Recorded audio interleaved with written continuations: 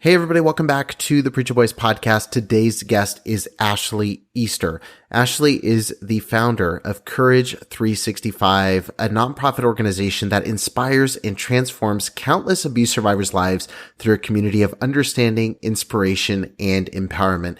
I recently joined the board for Courage 365, and I'm excited to talk a little bit about my role and involvement on today's conversation with Ashley. But the thing I'm most excited to share with you is about the 30 Days of Courage that's happening in October. We're going to talk about this event in depth on this episode and what you can come to expect. But at any time you want to find out more details, be sure to head over to courage365.org/30. That's courage365.org/30. All right, let's get into my conversation with Ashley Easter. Hey, everybody. Welcome back to the Preacher Boys podcast. Ashley, thank you for joining me again on the show. Thank you so much. I'm honored to be back. Last time was a blast, and I love all the things that you're doing on your podcast, just the awareness that you've created. And so it's really an honor to be here. I know last time we dove pretty deep into your story and just your kind of personal, I always want to say testimony. It's got that church background kicks in, but your kind of personal experience with, the church and your upbringing and, it's interesting you called it a blast because we got into some heavy topics. But I really want to talk now about what you're doing in the advocacy space. I know we touched on it quite a bit in the last episode. But one of the things I mentioned to you before we hit record is I'm really good, I think, at content. Like I'm good at sounding the alarm. I'm good at, raising my arms up in the air and saying something bad's happening. But when it comes to building systems to help people, when it comes to kind of that really intensive first aid or creating curriculum, like it's really hard for me to wrap my mind around it. And so tell me a little bit about kind of the resources you've created, the organization you've started to build, and we'll kind of roll from there. Yeah, absolutely. Well, first, when I say blast, I guess maybe that's a loaded term because anytime someone's going to go back and listen and be like, what? Yeah. It's wrong episode. Anytime I get to release my story out there, I feel like there is impact. So there's like a blast that is created. And I think that's true of all survivor stories. And so anytime I get an opportunity to share and it could impact somebody else, that's really important to me. And that's really the reason I started Courage 365. What I found was when I shared my story online, hundreds of people reached out to me and said they had very similar experiences. A lot of them had had abuse in church or faith contexts or in Christian families and homes.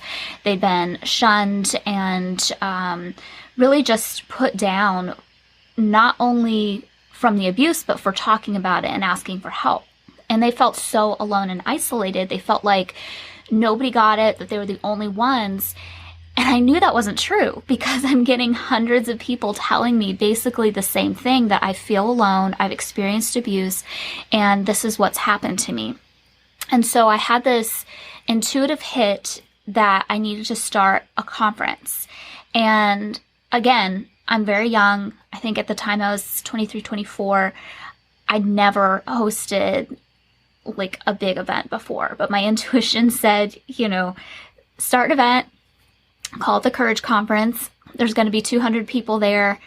And then it gave me a couple of other parameters. And I was just like, okay, I'm a believer in intuition. I'm going to go for it. And so my husband and I, we planned this event called the Courage Conference in Lynchburg, Virginia in 2016. And 120 people came in person, 80 people live streamed online. And for some people, this is the first time they talked about their story. For some people, this is the first time they were in a room with other survivors. And we had speakers who were mental health professionals, legal experts, survivors sharing their stories. And it was just this connective time. And so we continued to have that event in person until the pandemic hit. And then we turned it online. And when we turned it online, we reached exponentially more people. Yeah. And we called it something different, the 30 Days of Courage. So instead of one event it's an event over 30 days. And we began our own nonprofit, and we got into curriculum, like different things that we're creating for survivors and free resources. And it's just gotten bigger from there. Yeah, I'm curious, before kind of talking a little bit about the event that's going on now, I want to talk about the live event side. And this is partly just out of my own curiosity, but something I think for pastors who are listening, or for people who are considering events or doing live in-person workshops or retreats or whatever that idea is. How do you go about creating an event that does feel safe for survivors? And, because I always go, like, everybody's story may share similarities, but everyone's responses are different. Everyone's level of ability to talk about it or listen to things about it is different. And it's what's kept me from really pursuing anything like that. I've thought about, like, oh, we could do a Preacher Boys this, or we could do some kind of gathering, but I always get scared. Like, I don't want to be the reason that somebody, gets triggered by something, or someone, like, was making good progress and they heard someone say something that wasn't quite right at an event. Like, how did you go about making sure it was a safe and, helpful environment, as opposed to just being a really triggering kind of environment? Right. That's an excellent question. And I would say it's impossible to be perfect at this for a number of reasons, but one of which being everybody has different triggers. Everybody has different things that make them feel safe and unsafe. And those are valid feelings for every person. And it is honestly impossible to account for every single trigger that could happen. And I think that we have done our best to try to remind people that we can't promise to be perfect in our sense of safety and community. And I think even in doing that, that provides another layer of a sense of safety and community, because Dangerous Places will often say we are completely, totally safe. And, there's not that realization that you can't always mitigate every trauma trigger that pops up. Right. So I want to be clear about that it is impossible to create 100% safe space. Even for a therapist can't even know all the triggers their clients may have. But being upfront about that is a big thing. So people know when they're coming into this space that that is possible, but that we are doing our best, and that we have different safeguards in place to try to make this as safe as possible and as helpful and empowering as possible. So when we have speakers come, whether it's our panelists or whether it is our main speakers, we give them not only our values at Courage 365, which includes, equality for people of color, for women, for LGBTQ individuals. We talk about really what our focus is, and we make sure that our speakers read and agree to our values. But then we give them a speaker sensitivity list, and we have them read over that and agree to that. Now, again, does that mean every speaker is going to be absolutely perfect in this? No, but we really do our best to, at the front end, talk to our speakers about the importance of their language and the words that they use, and not to get into too much graphic detail, but to focus on parts of their story that people can resonate with without sensationalizing in a way that is maybe not necessary for the medium. And also, we always focus on what steps we can take towards healing and empowerment. And so our whole focus is less about the nitty-gritty of how it felt to be in the moment of trauma, and more about, this happened to me, now what? Yeah. I think that's really helpful. And it's something, and this is one of the reasons we can talk about. Obviously, we partnered directly on a lot of things, but it's one of the reasons that I resonate with the way you approach things, is that I see a lot of people in the advocacy space that tend to do what you just said. They sensationalize, or they focus on the horrific details. And I think there's a place for that. And I've certainly, I think the type of show that I do has necessitated going into that a little bit more than say some of the Yes. projects you've worked on. But on some level, like I've always wanted it to be that the show is more actionable, that it's more about where are you now? What's helped you get to this point now?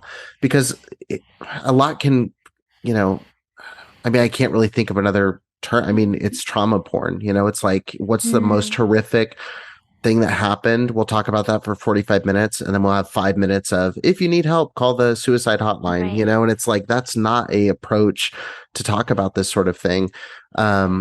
But I think the other thing you hit on that's important, and I hope people understand going to these events or being around this, is for people who are in the audience listening, I think we have to spend a lot of time really trying to understand the intent of the person speaking. And then I think the speaker has to have a lot of focus on the impact of what they're saying. Because there's been plenty of times I've said things that don't land right for people, and that's going to happen. But I've always tried to go back to like, my intent saying it was this, Right. but I recognize the harmfulness of the impact of what I actually said. And, I think if both sides can kind of focus on those two things, it can really help a lot of these kind of disastrous interactions that happen with advocates and with the audiences or survivors that are listening. Absolutely. And one last thing I want to mention around that is I'm a survivor myself. And so when I say this, I'm speaking to myself. But we are adults now. Our audience at Courage 365 is not children. We are adults, and it is a sign of growth when we decide what environments we want to put ourselves in. And realizing where we are at and what we can reasonably handle. And that is not to say that we aren't surprised by triggers, because there was a day a couple weeks ago where I started looking down this rabbit hole and I was like, oh yeah, this is fine. And, all this stuff. And then just bam, I was triggered and I was up all night and I wasn't expecting that. So that totally can happen. But also I think we need to take some responsibility for ourselves to take care of our own mental health and to realize when, this isn't really going to be beneficial to me right now. And taking some autonomy for ourselves around what situations we put ourselves in, and when. And sometimes you can handle something on this day and it's really helpful. And then on another day where you're already feeling really low, that's not a great place to re-engage with that topic. Yeah. And learning ourselves, that takes a lot of hard work, but that's something I'm learning for me, that just because I'm triggered doesn't necessarily mean the person did something wrong. Right. There's a difference between somebody actively harming you and there being something that they did that reminds you of something that happened in the past, but isn't what they're doing to you right now. So colors, for instance, if somebody is wearing a certain color or something like that, it is a legitimate trauma trigger for that to have a response in your body if that reminds you of the abuse. But that doesn't necessarily mean a person wearing that color had malicious intent, and just kind of piecing that out in our minds. Yeah. And there's no shame in that either, because Right. I think sometimes the conversation goes like, you're an adult, so handle it, it's like, that's not how the mind works. No, it's okay to say, I can't this day. Or, I've told people like, if you can't listen to my show, like, it's okay. You know what I mean? If you can't be in my Facebook group, it's okay. If you can't be on the page, it's okay. But then on the flip side of that too, if you're in my Facebook group, that's what we're going to be talking about, Right. So like, if you need to support from a distance and like, it's there and you're glad it's happening, but you don't want to be around it, that's 100% okay. And honestly, I push a lot of people toward things like Courage 365, where it's not as much in those details, but it's more on the helpful side of things. And I want to talk a little bit about that, because I kind of connected with the 30 Days of Courage last year, because I spoke at the event, and looking at the lineup, I was like, oh man, this is a lot of really amazing people. And then it's like, There's Eric right there. Tell me a little bit about like how that functions for our listeners and what they can expect jumping into this year's 30 Days of Courage. Well, when I choose my lineup of speakers, it's very intentional. So the fact that you are on a lineup of speakers means that I regard you very highly. And so, yes, there were also other awesome people, but I think you're an awesome person too. I'm just no Leah Remini. I'm sorry, but I know that was the year before. Nobody's Leah Remini, but so. That's very true. Very true. Yeah. So I try to choose a mix of people with different backgrounds, different experiences, and different identities. So we do our best to diversify the conversation with white people, people of color, men and women survivors. We try to have queer people involved in the conversation. And so that is really important because we know that abuse affects all of us, meaning all identities. And so it's not just white women who experience abuse. And so we try to broaden it so people are reflected in our speaker lineup. We also try to have people from unique perspectives that are going to give insights that are really going to empower and move and shift the conversation, but also the healing trajectory of our audience. So for instance, this year we have a intimacy coordinator who is a Hollywood actress turned intimacy coordinator, and she actually shows up on like blockbuster film sets and is like, hey, I'm going to help you basically choreograph these sex scenes in a way that is safe, consensual, and where everybody feels comfortable. And so what I'm interested from her is, what can this speaker teach our audience about relationships and consent? And so Sarah Scott is going to be one of our speakers. So we try to find somebody who has a really unique experience and then how they can then apply that to our survivor audience who might not be a Hollywood, star. Right. So it's a very precise, way that we go about, and we try to mix up the speaker lineup every year, but it's always in mind with what can our audience take away that is actionable and empowering. Yeah, I really like that side of things because it is a very diverse lineup of people. And every year it seems like there's, I don't want to say better and better speakers, but it seems like the lineup just makes sense for that period of time. And maybe that's just my personal thing, but I know last year you had David Hayward, who's better known as Naked Pastor on Instagram, and he's an artist and has really written a lot of really helpful stuff on the journey of deconstruction. And like, I know that was a conversation piece that was all throughout last year. That was kind of the word of the year, I think, in evangelical or ex-evangelical circles. And so it just seems like it's always really timely. It seems like this year it's going to be just as timely, and I'm looking forward to the lineup on that front. I am curious, with the shift to being the 30 days, and I love that it's a long format, there's something to look forward to every single week. Would you ever go back to doing a live version of this or a live event, or would it feel like a step backwards now with how much momentum these online events have done? That's a really good question, and I don't know what the board will decide on this, but what we had started seeding in the past before COVID-19 happened was we had launched our first Courage Conversation mini event.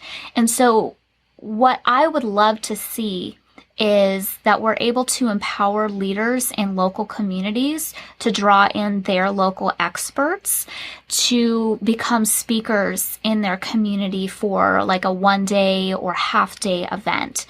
And that would do several things. One, it would allow people to hear information that they normally wouldn't, but also it would help them get really connected into their own community, know what resources are available there. And sort of like if you've seen like TED Talks and then TEDx events. So we're kind of had this idea of almost like the TEDx event of Courage conference type thing. We may go back and do an in-person event that's large and people can come from across the country. But something that we found with that, a critique, was that a lot of times survivors of abuse also have financial struggles because PTSD affects us on a daily basis many times. And so it can affect our ability to be consistent in jobs sometimes. It can affect our ability to travel because of autoimmune disorders and those types of things. And then also when people come to the event, they would have a great weekend and they would bond and they would find new connections with people that they would be able to stay in touch with online, but then they'd go back home and they would feel alone and isolated. So I'm not saying we'll never do like a national conference again, but as we're looking at the needs of survivors, what we're seeing more and more is that people are feeling alone in their own communities. And if we can get these grassroots, like small mini events popping up all over the country, I think that's going to fulfill that need for in-person connection while also helping people have long-term success in the movement in their communities. Yeah, I mean, online's just changed the game in so many ways. And that's something I loved about the last 30 Days of Courage is that in the group, you know, obviously I presented, I wasn't able to watch every speaker. I watched a lot of replays. But it was so cool seeing people in the comments connecting and talking about things and finding shared experiences and helpful tools that they were going back and forth with. And that's still continuing within the Facebook group, you know, to this day. And so there's a lot of opportunity there, a lot of ability online to connect with people. And like I said, I think you do a really good job of coordinating those types of conversation. You know, for me, like I said, content creation takes a long time, it takes a lot of work.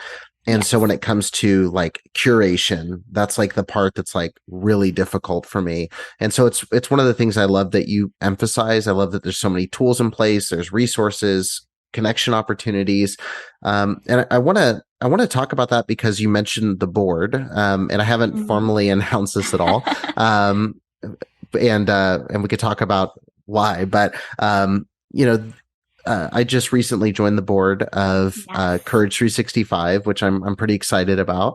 And I'm excited about because it's a board that's a working board. So I'm helping assist with some of this stuff and work on the marketing side. I mean, I want to talk a little bit just about that partnership, why we connected there, and, you know, kind of what that relationship looks like kind of moving forward. Your name had come up to be on the board a couple times, and we're still a small board. And though our work has existed since 2016, our actual nonprofit, we were under a fiscal sponsor for the first couple years, and then we became our own nonprofit in 2020. And so particularly in the beginning, there's just like a lot of pieces you have to throw together, and you have to kind of go lean and mean and just kind of like not broaden too much just so you can go fast and get things together.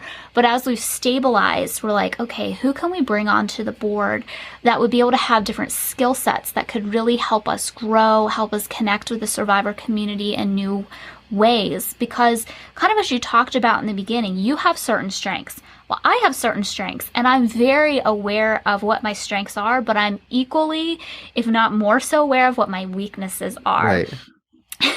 And so I believe that as a leader, that's really something that is important, is to know your strengths, but to know your weaknesses and not to try to play in your weaknesses as much as possible, you know, to be able to delegate to people who know those fields, to yield to people who are experts in those areas. And so we have created a board with people who have expertise in all different areas. So Tasha Hunter, she is a licensed therapist, and we are so honored to have her on the team because she comes at things from this professional therapy standpoint and is really able to give deep insight. You, of course, like you said, marketing, understanding content strategy, because whether we like it or not, that's the day and age that we live in.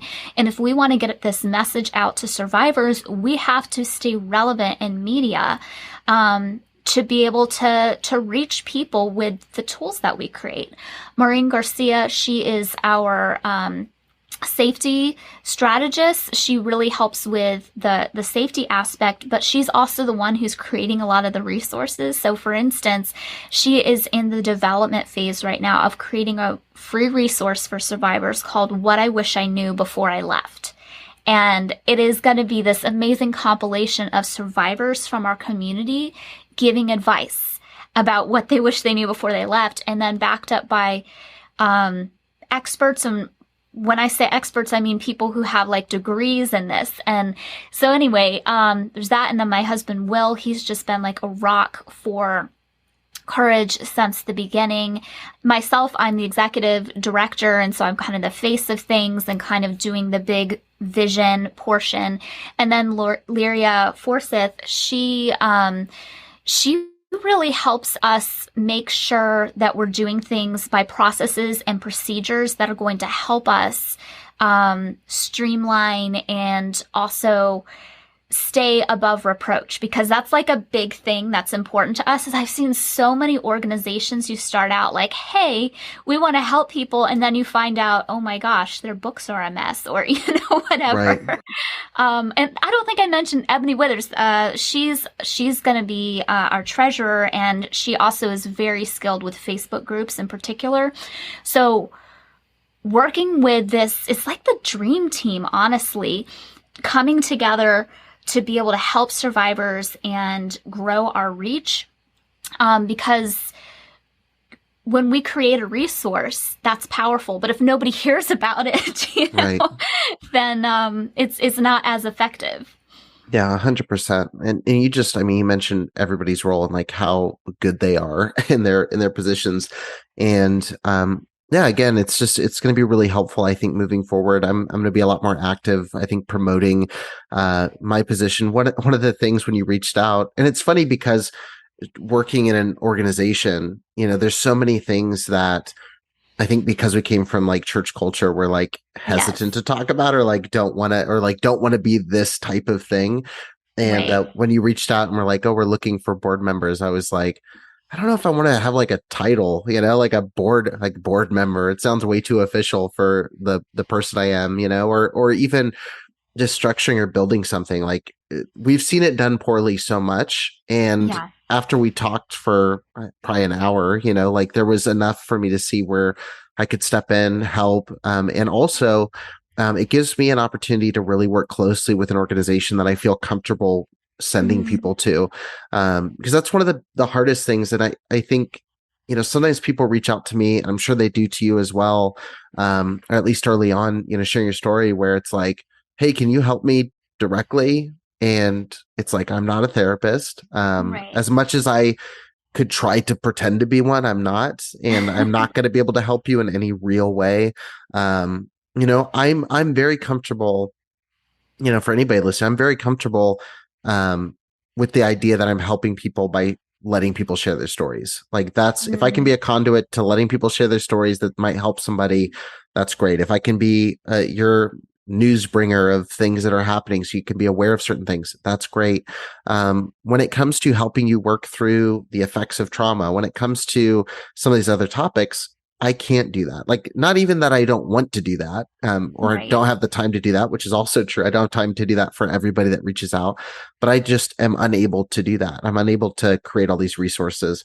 And so I love that I have an organization I can point people to that also won't pretend to do those things. It'll find the right people to help in those different areas. And so if you're listening, just keep an eye out, because I'll be posting more and more about that. And check out Courage 365, because you'll probably see some more posts over there that I'm connected to. So one way or another, I will reach your screens.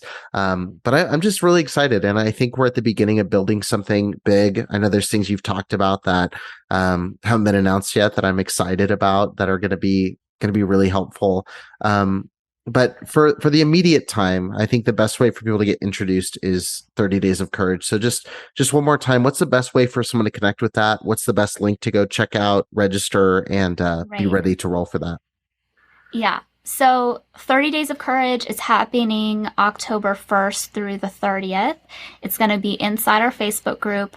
completely free. We've got speakers every week. We've got support groups every week. We've got self-care challenges. This is one of the things that I love to see because people do the self-care challenges. They'll post about it in the group. It's a great conversation starter.